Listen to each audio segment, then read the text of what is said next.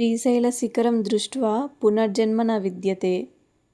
అంటే శ్రీశైల క్షేత్రంలోని శిఖరాన్ని ఒక్కసారి దర్శిస్తే చాలు, మళ్ళీ జన్మ అంటూ ఉండదు. సకల పాపాలు తొలగిపోయి మోక్షం లభిస్తుంది. అసలు ఈ శిఖరేశ్వరం కథ ఏమిటి?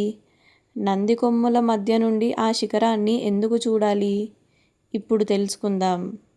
శ్రీశైల మల్లికార్జున స్వామి ప్రధాన ఆలయానికి సుమారు 8 కిలోమీటర్ల దూరంలో అత్యంత ఎత్తైన కొండపై ఈ శిఖరేశ్వర ఆలయం ఉంది. దీని వెనుక ఒక అద్భుతమైన పురాణ గాథ ఉంది. పూర్వం పర్వతుడు అనే మహర్షి శివుని కోసం ఘోరమైన తపస్సు చేశాడు. అతని భక్తికి మెచ్చిన భోళాశంకరుడు ప్రత్యక్షమై ఏం వరం కావాలో కోరుకోమన్నాడు.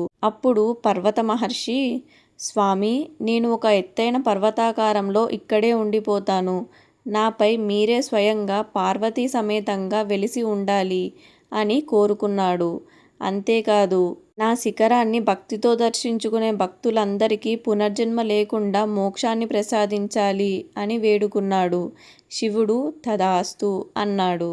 అలా ఆ మహర్షి పేరిట ఇది శ్రీపర్వతం లేదా శ్రీశైల శిఖరంగా ప్రసిద్ధి చెందింది.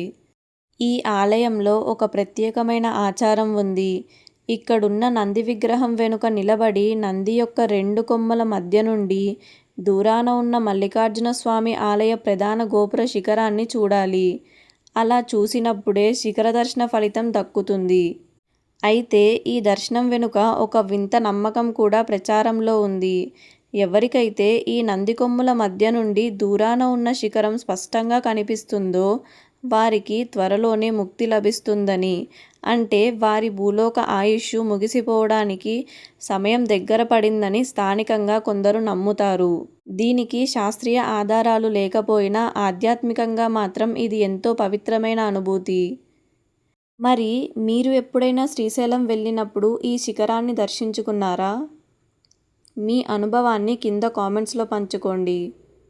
ఇలాంటి మరిన్ని పురాణ, చారిత్రక మరియు ఆధ్యాత్మిక కథల కోసం మన చిన్నూస్ హెరిటేజ్ హబ్ను సబ్స్క్రైబ్ చేసుకోండి.